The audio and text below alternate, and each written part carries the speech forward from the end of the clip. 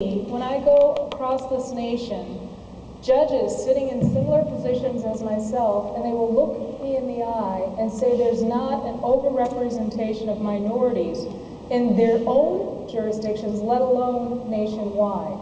And the way they justify it is by saying that only the people who commit crimes, only the people who can't care for their kids are in foster care and in juvenile justice. I would suggest to you that is the biggest lie you will ever hear. And so we're working on this issue of overrepresentation, and quite honestly, the first step is just telling people and showing people how there's overrepresentation in their own backyards, and how we as judges are contributing to it.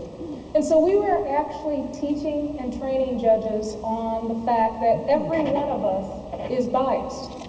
That's not the harm, that we're biased.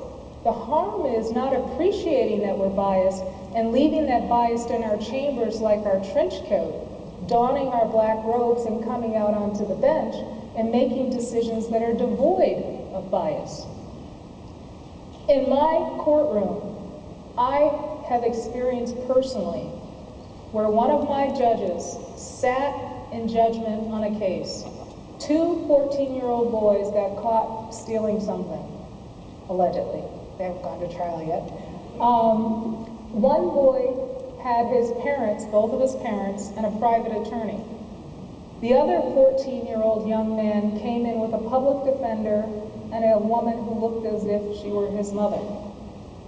The argument that the private attorney made to the judge was that this is a young boy from a great background, a great neighborhood, great parents. He slipped up and made a mistake.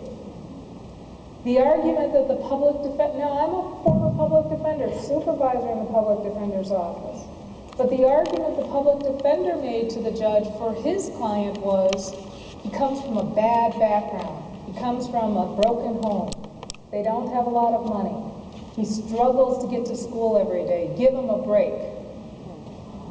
There's a difference in those arguments.